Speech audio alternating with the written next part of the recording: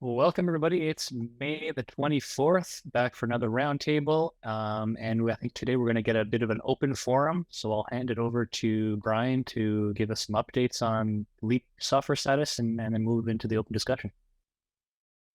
Yes, thank you. So Leap version 4.0.1, which is a patch release, has been completed by the development side. The release notes are ready to go. All I need to do is hit the publish button. There's binaries ready to go. So immediately following this call, I'll do that, and that release will be officially ready. We encourage any node operators to do an upgrade as soon as they're able. Yeah, so that is ready to go as of today. I'm just gonna do it over about like 50 odd nodes. Thank you. Nice. Let us know how that experience goes. As a side note, a call for is sort of inviting myself. The next time anybody's doing a major upgrade, they don't mind having a sort of cardboard cutout person sort of looking over their shoulder. I would love to actually actually watch the process of your upgrade and experience it at least sort of secondhand in real time, so that I can get a more direct feel for what that looks like for a real node operator. How's your opinion about profanity? Oh, I love it, actually. Especially with a thick Southern accent. I'm very right. You got to be careful what you wish for. Do you want to steal it? Do you want to see it compiling, or are you just thinking about installing a deb? I mean, I'll take because you could be there for a while, bro. I'll take the most painful version of it and the most. No, I got you, man. I got you. It'll probably take me 14, maybe 15 hours to compile. I was gonna say, this is a multi-day thing. If you want the most painful, you don't want that, bro. You don't want that. I mean, I let it do its thing and I'll walk away. I've got other things going on. Hey, if you guys are feeling pain, I want to feel the pain too, so that I can empathize better. But upgrade it out on wax, watch it crash, try to do a snapshot from restore. Oops, ships needs to replay. 2 days later, you're ready. Yeah, I was about to say a lot of them. How many of you build from source? Well, let's start there. How many of you usually build from source? Us, and there's the general, I won't say a general consensus, but most people tend to say block producers and people that are, kind of that trusted validation of some of those should be compiling their own binaries, because that way exactly what you're running. A lot of people will run some of those precompiled devs, but ultimately that's where a lot of that comes from. But 80% probably don't. Yeah. I need to be ready to apply a patch. So I need to make sure the build process works. So if a patch comes along, then I can apply it. Because I don't know what the patch policy is at the moment, but the previous block 1 policy was we're going to ship you some diff file, you apply it, and go. We don't release binaries for, security patches. Right. So I have node operators had to be ready to compile things. I haven't actually encountered the high urgency security patch situation where I was running that, so I actually should probably figure out what the policy is myself there. I will say for 4.0.1 we do have binaries provided as well, but it sounds like most of the folks in this call are building from source anyway. So I would say though you're getting a very this is not typical of it. You have the super nerds on the call, and I mean, there's probably a dozen others, but the majority of them will pull the devs from Sweden or, other locations. Yeah, so this is interesting because I've recently had a sort of series of conversations, including I see Ted just joined recently too, including with Ted the other day about package managers. actually having Nodeos available in, public repositories so you can do something like apt-get install or, et cetera. Which is what we do, but it's on a private repo. Right. So, but you're building the package yourself and then doing that. Yeah, publishing it to a private apt repo. Mm-hmm. So we just reference direct binaries because we'll double stack them and a lot of chains have their own binaries. So I don't install anything. I just drop it into my binary folder and then link to the binary directly. Yeah. I take pride in asking all the naive questions. I'm assuming that you build once on some representative machine, right? And then you take that package across to all the others. That's what I asked myself. Like, why am I always compiling, 50 odd times? That's a good question. 2 years ago, that light bulb went off for me too, especially when I ran those potatoes. But I will say, sometimes it is just as easy because we do it all the time. We set it, forget it, and walk away. And a lot of us don't have potatoes running a lot of that. But I personally do. I tend to find and try to keep like a clean image because Boost library versions and CMakes and stuff like that have burned me in the past. So especially when you're going these major versions, and of course Ubuntu 20, with a big ship. Yeah. So I'm assuming that is it fair to say that at least with this audience, if we had packages available in public repositories, so that you could do something like apt-get upgrade that automated a lot of the manual steps, you likely still wouldn't use that directly. You would build yourself. I would totally use that, just depending on where it was. I actually keep like a list of whether I've compiled it or it's deployed from a deb. If it was an APT, I would definitely use it. There are some nodes that are just, no problem. Yeah, a lot of us I would totally do cheat, but I would say I would use it heavily just to. I got somebody asking me right now for some custom binaries of a 3.1.4 version because they're fighting some of the bugs in the other versions. So yes, and a lot of times you just get referred to Sweden. Sweden maintains a pretty good repo of the devs, and then you also got to think about a lot of these chains also have their own custom binaries, so it's not directly related to you guys. It's just once those patches get published out there, then the custom binaries get updated, which y'all aren't going to maintain the devs for that. So the other thing is my custom apt package has a system D service built in, which knows how to start from a snapshot and things like that. So I would not use your devs because it probably wouldn't have any of that magical stuff. That makes sense. So tell me more about the custom packages. Matthew just sort of shared an example of why he's building in a custom way. What are some other examples folks have of their own sort of custom configuration or build configuration, what you're doing that's different from the binaries we provide? We'll run multiple on the same machine. Like testnet nodes, I can run a wax binary and a EOS or jungle binary side by side. Whereas, not to say you can't do it the right way, but when it was just going into the, path folder, it's like, which Nodeos you want? Yeah, so it's customized for the network. Is that more custom than simply the version, or is it just? I'll say, there are some chains that do require because they just haven't upgraded and activated. Like we still have some chains on the 2.0 binary instead of running right alongside 4.0 binary, 3 binaries, none are 4 because of the Ubuntu 20, whatever. But point is that it's not even at so much the custom binary level. It may even just be the particular vertical feature of the chain forcing you to maintain. And we tend to share infrastructure in some, scenarios where it works.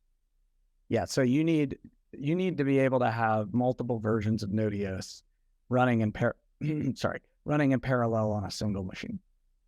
That's the key that I would say probably drove me to really focus on.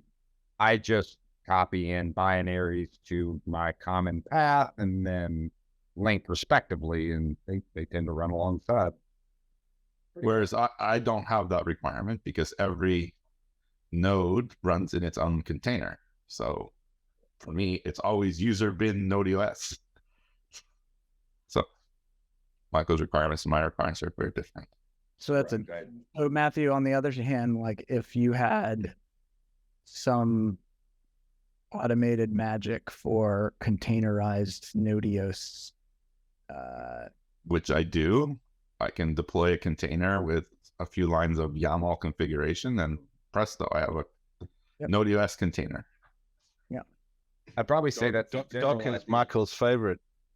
Yeah, we're not a Docker shop. I'm not a Docker shop either, right? I'm using LXC containers.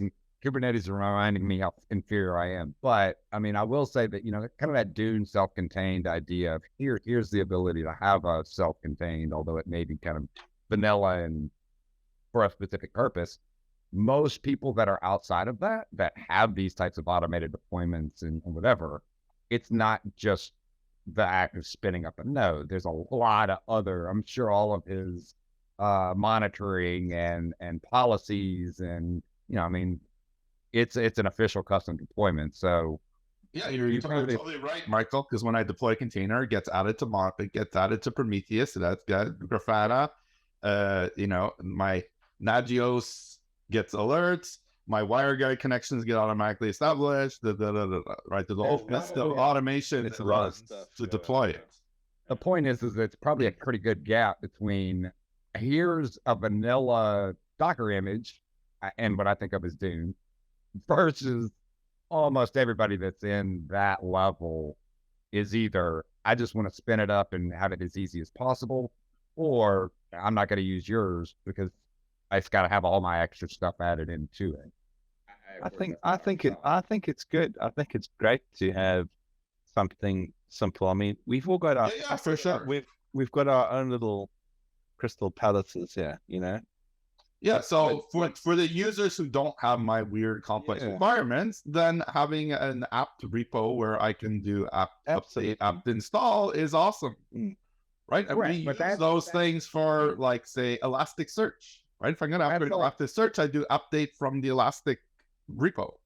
That's exactly related to the Docker, though, right? I mean, that would be, and I agree. Docker, people like Docker too, so we should have Docker. Right, there should be an app package. There should be a Docker image. There should be. That argument, everybody loves Apple, so we should have M1 support too. We should have that too. They draw lines. We need M2 support. M2 support. Got an infinite budget. Right, that's what I say. Yeah, exactly. And I want to try this thing on ARM Linux, so let's have that too.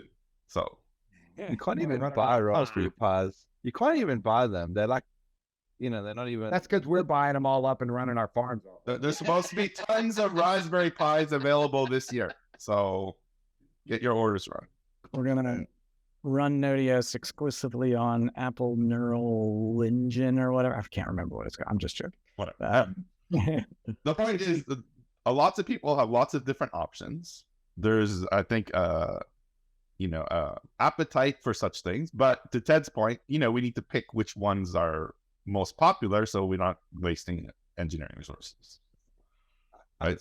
I can tell you just from a ease of, not everybody wants to run a node, but it'll be nice if we could get like Kleos and stuff compiling on Apple or whatever, just the sort of end stuff, sort of user type stuff. I don't think it does that anymore, right? Yeah, Kleos should be able to run on more. Yeah. I mean, you don't have to have. I mean, nobody's going to. You don't need EOS VM support, right? So, or OC compiler or whatever, right? It'd be nice to get Kleos and KioSD running on Apple again. Are those is there a reason why Kleos and ESD running on Apple would be more important than Nodeos? Yeah, nobody's going to run Nodeos on an Apple device. I mean, it's like a server. It will, but more users, and I mean, those are the user tools. So I mean, like, yeah, run those locally. I mean, I can say from a selfish, like when I'm traveling and stuff, I've got my little MacBook, and it's a shit to have to open up a VM in order to run Chaos. Be nice to just be able to do it on the command line. It used to be like that, and I was using it up until recently, but you know, when we went on to Antelope, and suddenly things, like a lot of like the commands don't work anymore. Yep. So that would be nice if it could just compile, you know, whatever. But yeah, a Nodeos, not important. I think Chaos and KioSD are important, just for like a ease of remote access to the chain, rather than using a, you know, the Antelope wallet, you know. Yeah.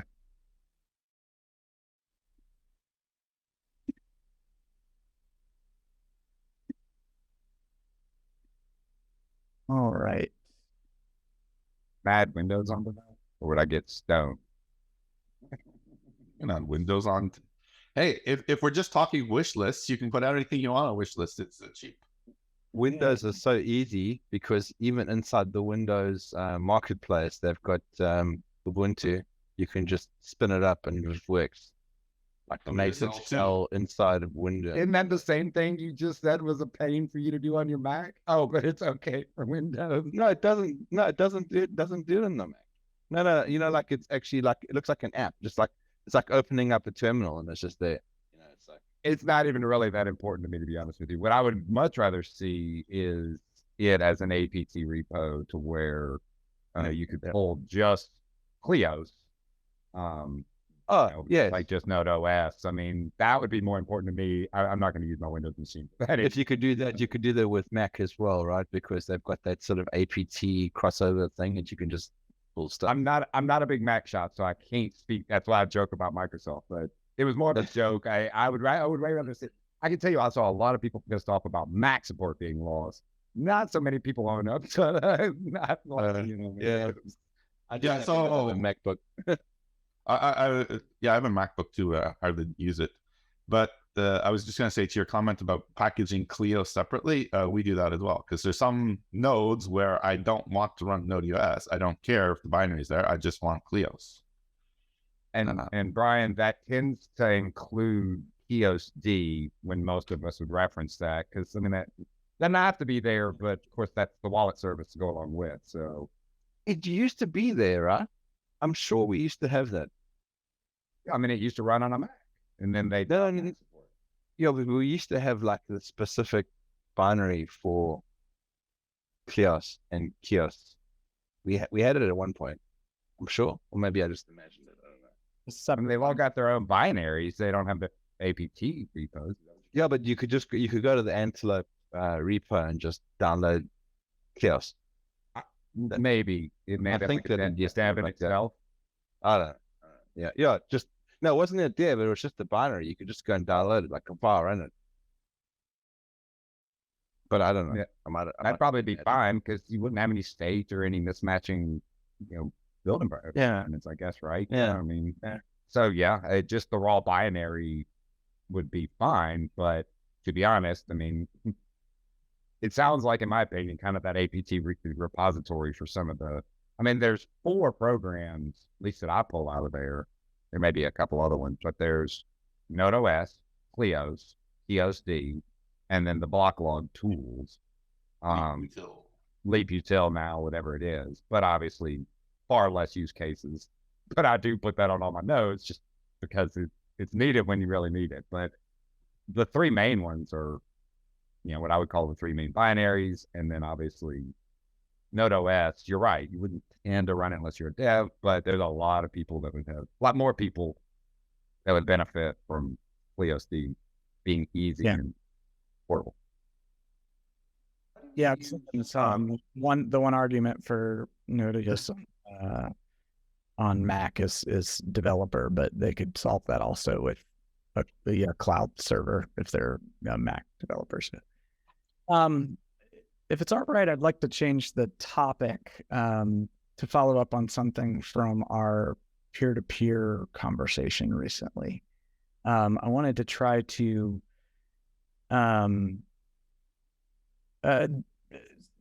so we had some follow-up conversations and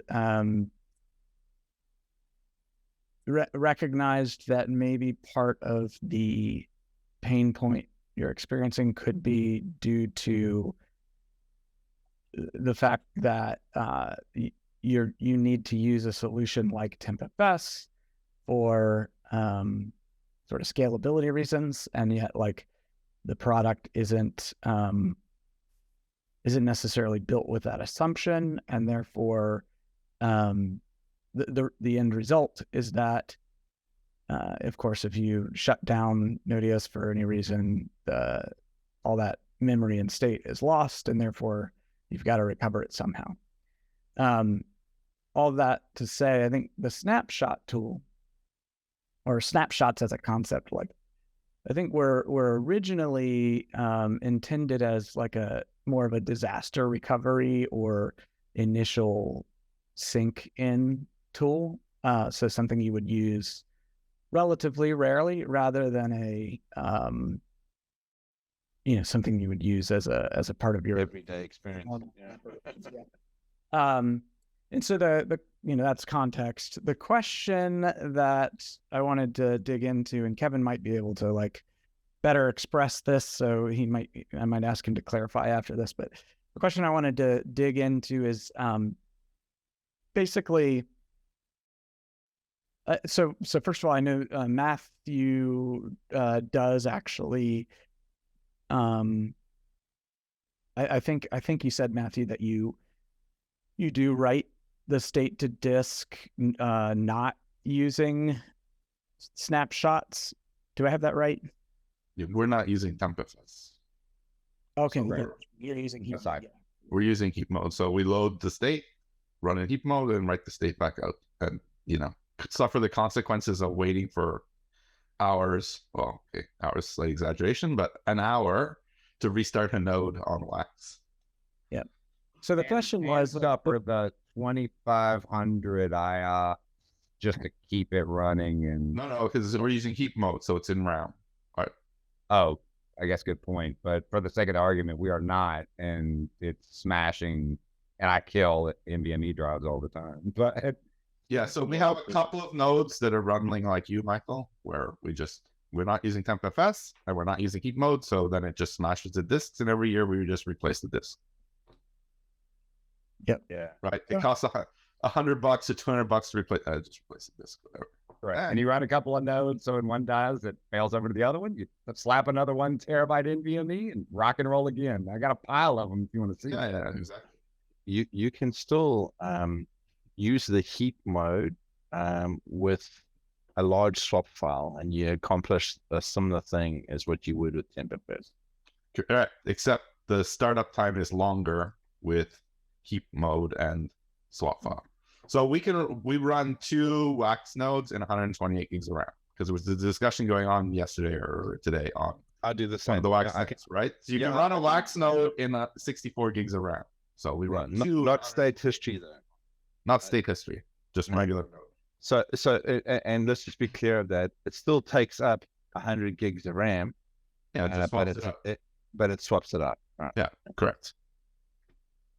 Yeah. So the question is basically like, as a recovery solution, why not copy the state instead of using the snapshots for your sort of daily operations, and then use snapshots in the situation where state is corrupted. Does that make sense? Well, it's much smaller. It's smaller because you compress the snapshot, and it's quite significantly smaller. It's I think a snapshot is on Wax, for instance. I think it's like 25 gigs, and you compress it to like 6 gigs or something on those lines. Like, don't quote me on it, but it's that much of a compression.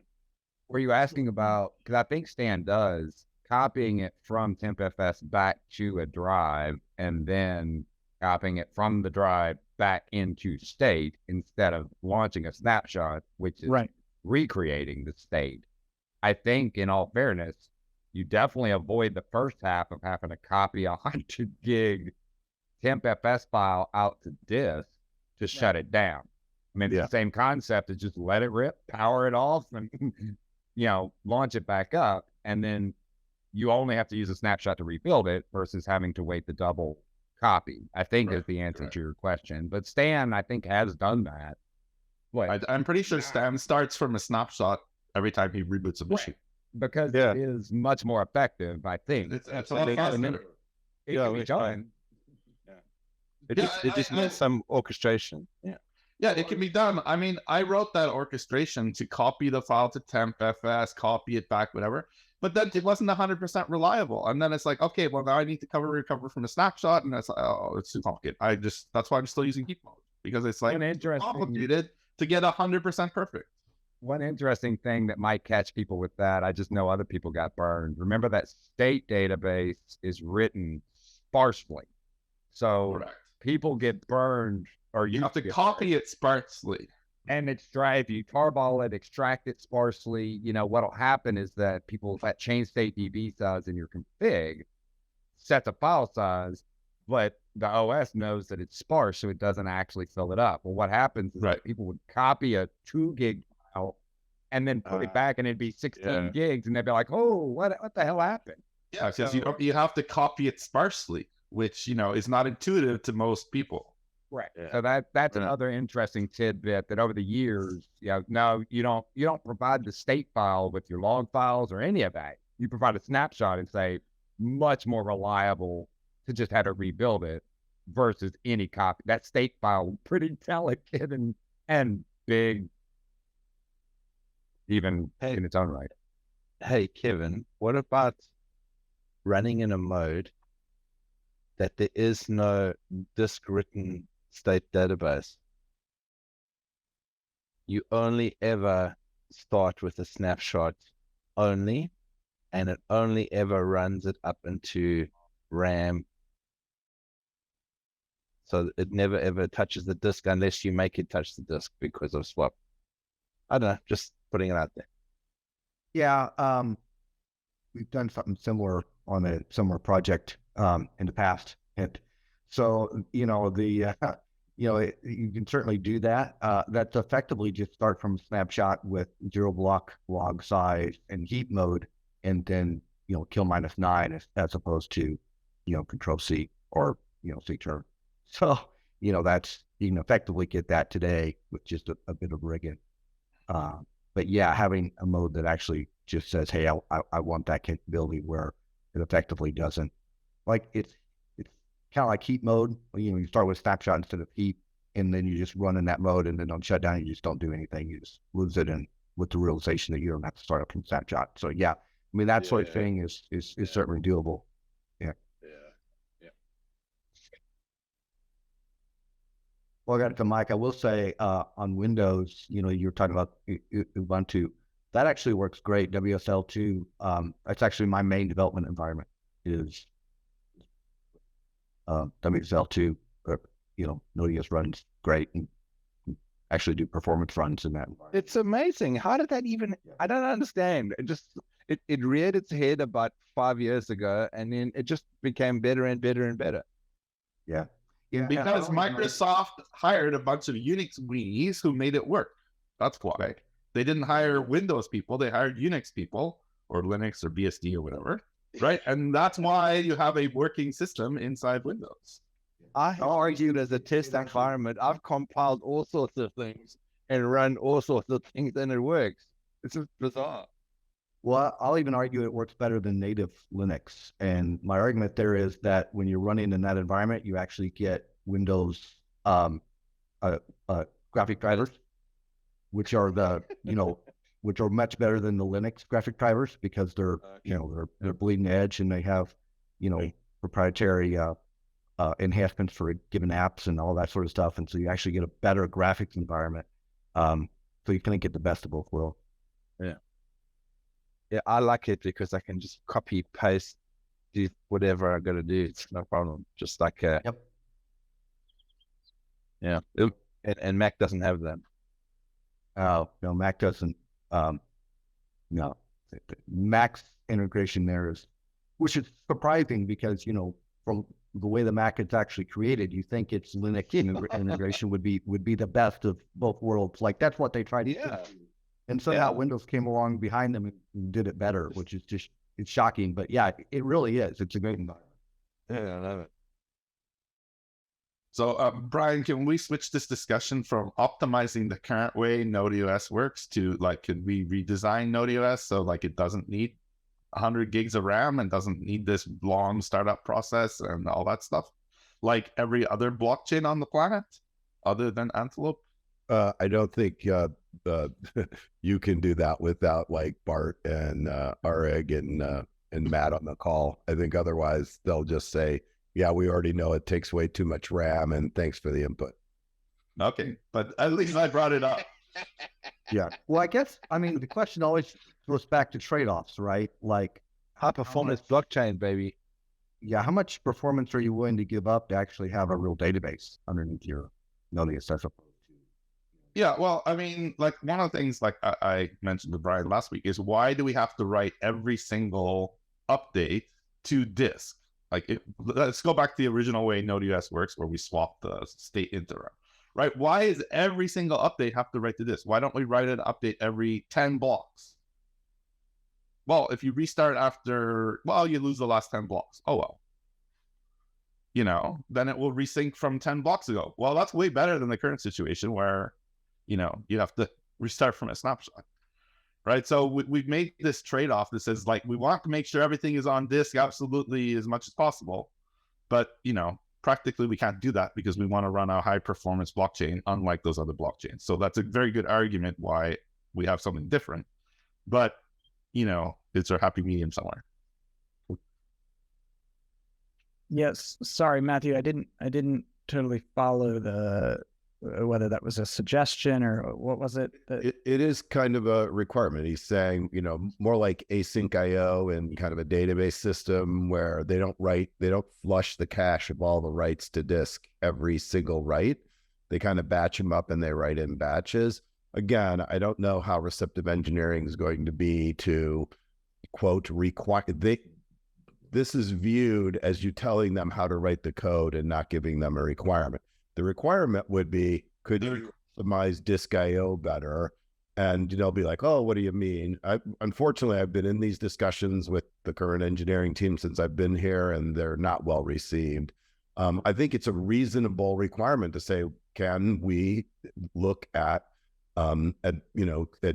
flushing blocks in a periodic or in a chunk in a batch versus every write to disk, knowing that there's 21 plus block producers out there. They're not going to all crash at the same time, so you can pick back up where you sync back up where you crashed and lost stuff. You'll have to get another snapshot from someone else because your snapshot won't be right unless you have another node that was continually running correctly. But it's a reason it would make the disk IO a lot better if you weren't writing every single write all the way through to disk synchronously. And again, the question is, how much is engineering willing to listen to the block producers? That's a good question. I will bring this up with Yves on my one-on-one with him. This is something we're hearing quote from the community. Do we listen to it or do we not? And it's not always are the requirements that are being given by product received as requirements. They're received as like, this is a design. You guys aren't supposed to be designing the product. So I'll give you the requirement: less RAM, less disk IO, same performance. Yeah, they know. So that's like a complete rewrite of the whole software, which is unlikely. So, I think you'd be better off, giving a smaller requirement that makes sense. Like, is it possible to do disk cache writing, disk batch writing to reduce disk IO? And that's a reasonable requirement, and we should probably write down, actually, Brian, if you can work with Matthew to try to get it written a little more eloquently so that at least there's a rationale, like we are crashing disks and throw them away every year because of what they were running. I've actually already done that, and I messaged you some of what I captured. So yeah, Matthew and I actually happened to have discussed this late last week. So yeah. Okay. Yeah, I mean, list disk IO is not a requirement, Brian. You have to capture it a little deeper, more. No. So sorry, it's the stuff above that. I just was also capturing what Matthew just said on the call as a separate. Yeah, I mean, even these are statements. These aren't requirements. I guess you and I can work on it in our one-on-one. I mean, I feel I heard what Matthew said, and from a computer scientist standpoint, I kind of get what he's asking to do. And it's a reasonable requirement because it would lower the disk IO to the disk, and it would make it where disks last longer. And yeah, there's a penalty. You have to go back in a snapshot, which wouldn't be right where you finished off when you restarted your node, because you missed 10 blocks or so. But at least if you had another snapshot, or you could grab it from somewhere on the network, you'd be able to resync back up. It's not like you're forever lost and now blocks have been drops and blocks are lost forever. You have a different startup problem, but you have a lower disk IO. It's a trade-off you're making. You're saying, I'll have a more difficult startup restart process for the trading for lower disk IO, which saves my disks, they last longer. Yeah, which is ultimately, ideally, a choice that the node operator can choose. How many blocks behind are you willing to lose? Default 0, right? Which is kind of... I think that's a very valid requirement. You're asking for a trade-off of block producer restart ease versus disk abuse, disk longevity. So to make it trade-off. Some of them might be like, I don't mind replacing these disks every 6 months to a year. I don't like having to deal with, restarting from 10, 20 blocks back. And others might say, no, I hate running around to my data centers and pulling disks every other week. So, I'm gonna make it where I have a little bit harder time when I have to restart, but that's not a problem for me because of some methodology I use that gives me a good block log to restart from. Not a project management methodology, but there's a waterfall methodology that we use where ultimately you just have more than one node at the end of it. So you have like multiple nodes, so that when you do start one, you can take an hour to start because you've got 5 other ones to back it up. Yes, that's how we all run, right? We all have multiple because and that's why it works. So like our disk IO is really low as far as state database goes because of the mitigation that we put into play. We have a hindrance or like an inconvenience of having to run up with the snapshot every single time, and we get by this by running more than one node. So at the moment everything is green, but it could be better. And so you kind of did this yourself. Something made it where you weren't writing the state database every single write. You did something to intervene in that. Yes, yeah. So either we used what Matthew uses, the heat mode, or like we use the tempfs mode where we put the state database into memory. Right. Got it. And then it's lazy loaded to disk on some time scale. Well, there's another added benefit because we also realized that you can swap a lot of that resident memory stuff out to disk swap. So for instance, we were running a 90 gig state database in 64 gigs of RAM with a swap file, and there's like little to no IO because it's not getting hit all the time. There's a lot of the state database that isn't being read from often. There's like a chunk of it, and tempfs and Linux figure it out, and they realize that there's only so much that has to actually be in RAM. Makes sense. Yeah, which is great. The only problem with that is that the startup time is you have to load all that 90 gigs of RAM. And Yeah, it's 45 minutes. once the system is running, it's totally fine. It's great. Yeah. It's just a long startup time. So we made the same choice. Have a long startup time, have redundant nodes so that it handles the startup shutdown. But then you also get burned when it does come up after being down for the last 45 hour plus. If it's in your proxy, it starts feeding out stale data while it's trying to sync up. Yeah, you remove it from the proxy. Yeah. We auto remove it from the proxy With custom rules. That was tying it back to that other issue you have whenever the longer it gets behind and the longer that process is, the node comes up and starts responding pretty immediately, and it takes another hour to catch back up on that. Exactly. And I remember a point where the node would never catch up because it was put in the peer-to-peer group, and all of a sudden all these peers were syncing. Oh, I was just gonna say that. Absolutely.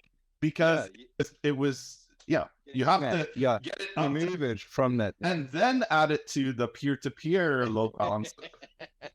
I'm fighting that right now. That that keeps going off because somebody's ripping a wax peer. But this is the thing. So this is part of our automation where we're deploying WireGuard and deploying console in order to do monitoring. So anyway, there's a whole infrastructure you need in order to get this multi-node setup to work without any handholding. It's not easy. And it's not documented anywhere. Whereas if the node were able to easily kind of know, I say at that mark of maybe being in sync with lib, to not respond to peer-to-peer, to not... don't allow any incoming connections until I'm in sync. Yeah. Correct. For the love of... I mean, peer-to-peer already kind of knows that it's like, hey, batch sync the lib and then your way up. So that's where that kind of comes from. But it's peer-to-peer and HTTP. And to be honest, it's even more critical to peer-to-peer because it's really difficult. I can at least try to catch the web requests easier because it's just a more intelligent proxy system. But, these TCP connections, it's just ripping into it and not letting go. It's so funny how we all have the exact same experience. But it's not just like a one thing experience. It's like these 5-10 things, but we all have the same experience. Right. As public providers, these are a lot of those lessons that, I don't know, there's 115 people ripping my wax peer-to-peers. I don't know who's doing it, but they're ripping 100 megabit out, and it's obviously crushing the node that's servicing. Yeah. Anyway, are we helping Brian or not helping? No, it's actually anytime I can hear your experiences is helpful. So hear our suffering. Yeah, exactly. All right. We're probably beating that topic up. Kevin, did you have any more questions on that before we move on? And I will say that last little bit was extremely helpful. Part about not allowing peers to sync until you're in sync. Didn't realize that was an issue. I thought that was actually a feature to allow people to sync while you're syncing. But it's a feature as long as you don't have 100 people trying to connect to you. Or 200, 190. 200 or whatever. Yeah. It's just been, it'd be really interesting to see how 4.0 responds to that. Because in 4.0, you can actually serve EOS blocks without interrupting your processing the blocks. That separate out. I'll say that not all peers are created equal. I don't know what the detailed difference is, but I can put 3 nodes in a load balancer and one of them gets pissed off when the other 2 aren't. So it's like whatever. A bad peer, probably a bad peer. And I'll be honest, I mean, I track, the stats and stuff of those connections, and you can tell, I know what my normal peers are. I mean, they stay pretty connected and in sync, but I'll get these, and then I'll also get a mountain where I'm just accumulating a massive amount of extra peer-to-peers, and then whenever they get done, it comes back down. I mean, I can handle it by, more effectively throttling sessions, but it's noticing the difference. That's why I say I think that the peer-to-peer probably is the hole to where some of the nasties come in, and we don't have a lot of ability. It's either accept or deny. It's the heaviest weight for a node. Yeah, I'm ripping 100 megabit out of it, just thinking wax right now to. It's the heaviest weight. Yes. And it's weight on CPU and network. So those are worse than your API node? Oh yes, absolutely. I'd say more detrimental. What I'm finding, I can't even get info that peer-to-peer node because they're crushing it so bad. And anything that's also relaying to it as an API or anything like that is pissed off because it's just not there. Because something peer-to-peer is the best I can tell is just ripping. Well, I want to try 4. We're running 3 dot whatever, because obviously as we were doing the upgrade, we found a little glitch. The wax peers are the heaviest. We've got 2 public peers, and both of them are doing 25 megabytes each per second. So that's like 200 megabits, but each. So maybe half a gig of pure traffic at the moment. And wax is really heavy. And like I gave Kevin the statistics on one of my nodes a few weeks ago, where it's sending transaction traffic to a node that doesn't even process transactions. Like it's just wasting bandwidth. Right. And I think the fix went into 5.0 for that already. It did, yes. Yeah, it's in main. It's not in a 4.0 branch, but yeah, it's cool. So, so that's good stuff. Crazy. So just as a metric, in 3 weeks, I've sent 6.5 terabytes of peer-to-peer our public wax nodes. That had nothing to do with the dozen internal that, stay in sync, but just publicly serving about 100 people. It's a substantial amount of the same traffic. And as I was facing it this morning, it's the same. I don't have it limited to one IP because that tends to catch a lot of people. Well, I'm just seeing same IP, same IP, same IP, same IP, same IP. I don't know if I'm duplicated or if it's I sync all of my fresh nodes from you. Possibly. I'm gonna ban the Australia geo region. That's what I do, bro. Sorry. I can tell you that's a legitimate statement. I mean, I can tell when somebody fires up a Genesis node because you can see it rip, a substantial amount of data, and then it kind of drops off or keeps going. But you can tell when somebody, in my opinion, is legitimately. But I don't know what the hell they're doing. But like I say, they're just, and it's both ways. It's not just out, interestingly, and I'm not 100% sure why. If it's 20 megabit, it's 20 megabit in and out. It is very lockstep. Why would that be, Kevin? You would think that anything in would just be for us. For that node at least. Okay, I need to check that. I thought we had that. I don't know. My outbound traffic is much higher than my inbound traffic. I can tell you right now, I'm looking at a single node, and that single node is 25 megabytes out, 20 odd megabytes in. It may be echoing the block back.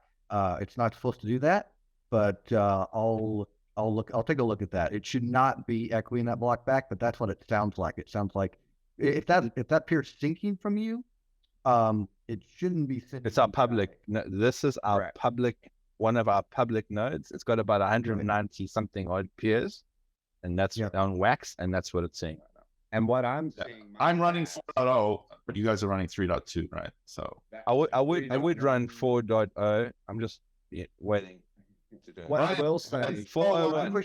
Push buttons, right? Push button. 401, maybe.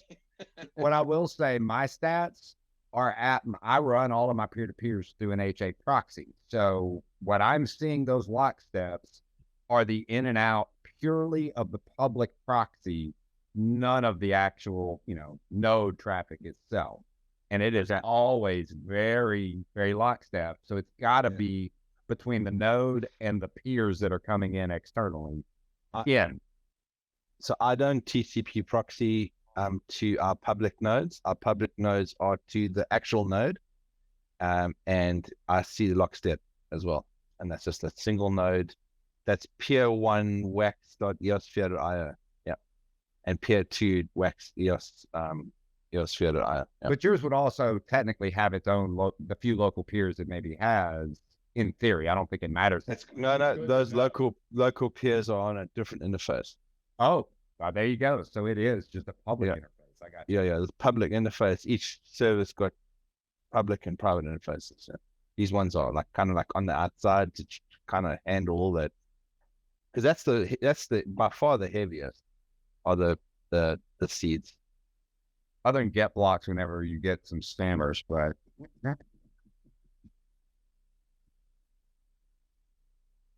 sorry to derail your conversation, Brian.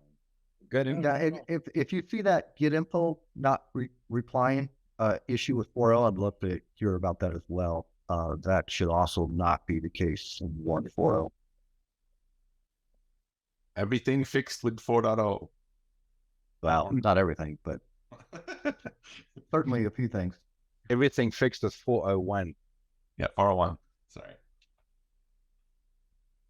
Critical software, right? You never take the 0.0. Yeah, you always go service back one. That's what You always wait for service back one. Why are you running on 4.0.0?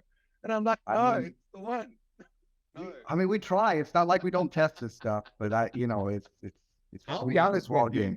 The biggest pain that probably would have burned me, I didn't happen to get burned by it, was a 3.2.2 or something. So it was well into the life cycle of it, was that lib ship problem. But anyway, I digress.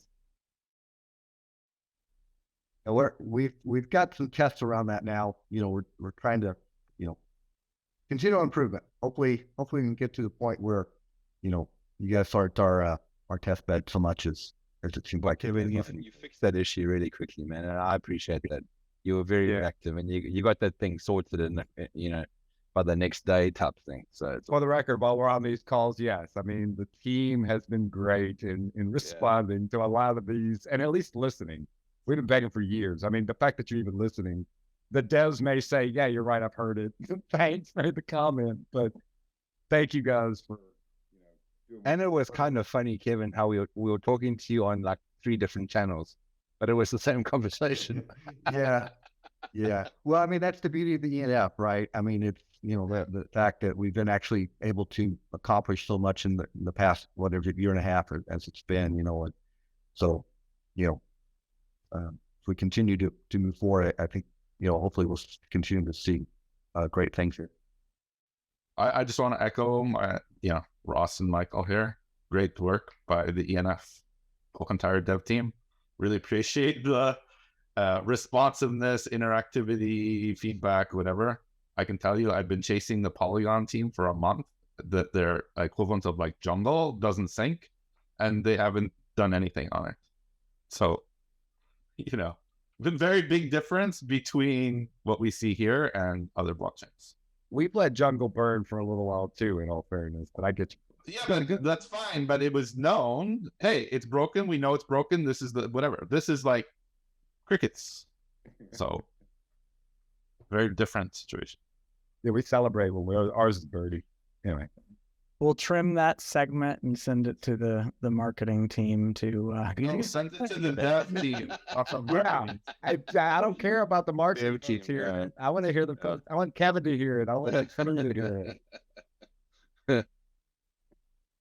And in fact, not only heap praise on the engineering team and responsiveness. That's always welcome.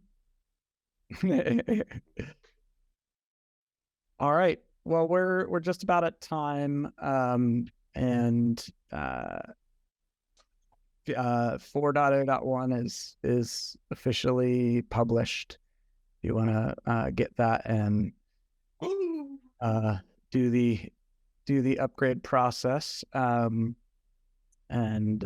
we'll be watching the channels. So thanks everyone. Yeah, 401. Let's get that thing out there. Let me compile. Daniel, I'll hand it back to you. Thank you, everybody. Have a great day and see y'all next week. And have fun with 4.1 or 4.0.1. 401. Yep. 4.0.1. All right, guys. Have fun with that. See you guys next week. Thanks, everyone. Cheers. Thanks. Bye.